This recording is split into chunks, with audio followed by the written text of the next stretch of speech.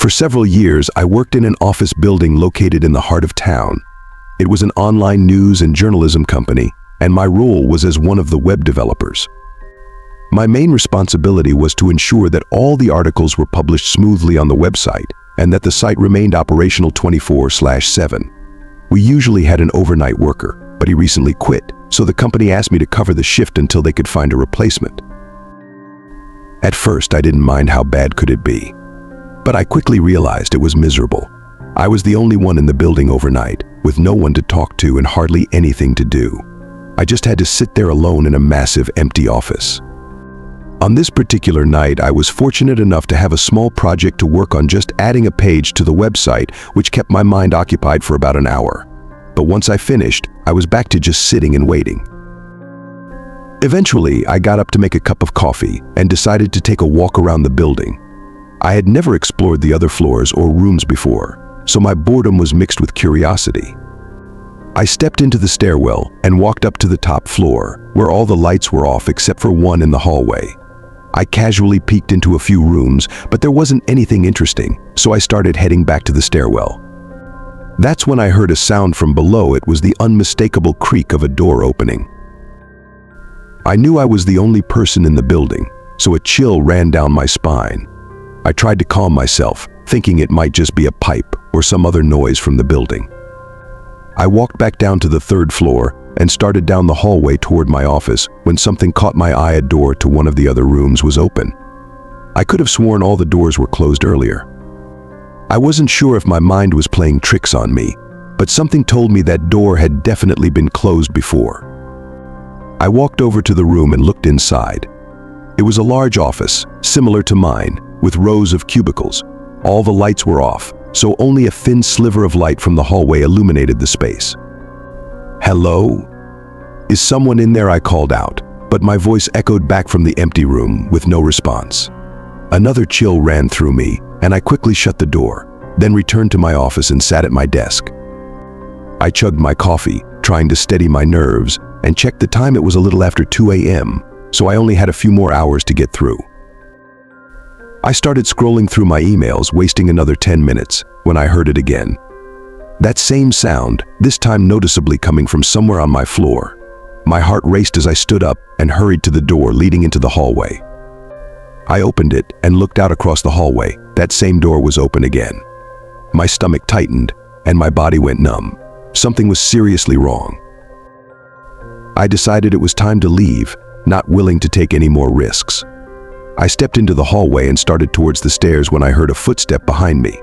I quickly glanced back and saw a woman standing in the hallway, not far from the office I had just left. She looked disheveled, with tangled, long dark hair and wide, crazed eyes. I ran for the stairs, sprinting all the way to the bottom floor. I heard her footsteps following for a second, but then they stopped. Once I felt safe, I called the police. What's crazy is that the cameras covering the main hallway and back door showed no sign of her entering or leaving. When the police arrived, they couldn't find her inside the building, and none of the doors were unlocked or broken. How she got in or out remains a mystery. For the next few weeks, the company hired an overnight security guard, but I was still terrified.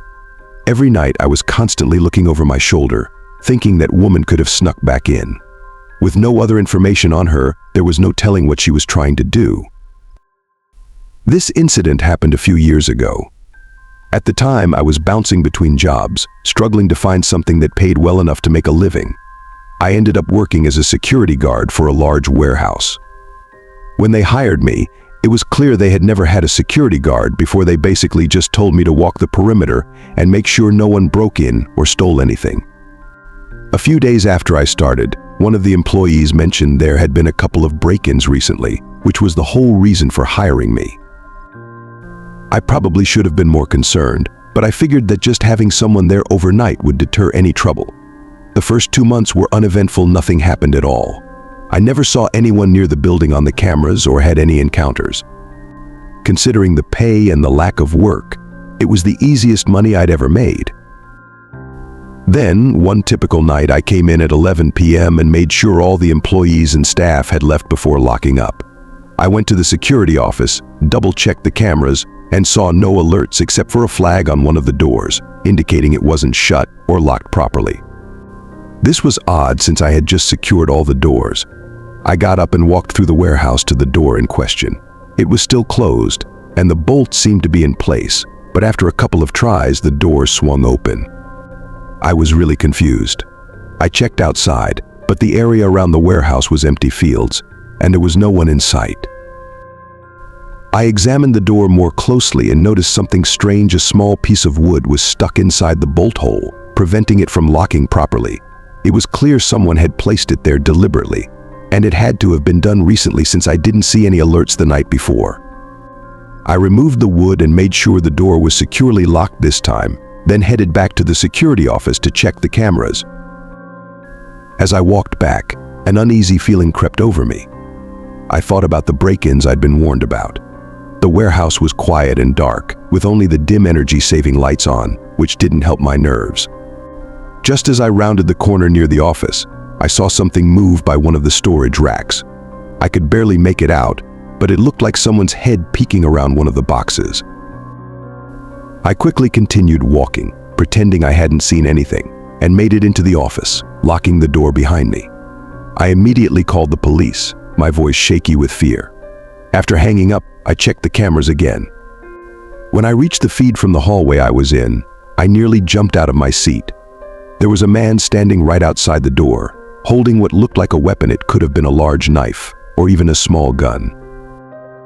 I sat there in terror, panicking as I waited, thinking he might try to break down the door or shoot the lock. But after a few minutes, he backed away. I watched on the cameras as he moved to the other side of the warehouse and exited through the door I had just repaired, then ran off into the fields behind the building. The company and police conducted an investigation, but nothing ever came of it. Needless to say, I quit not long after that and found a much less stressful job.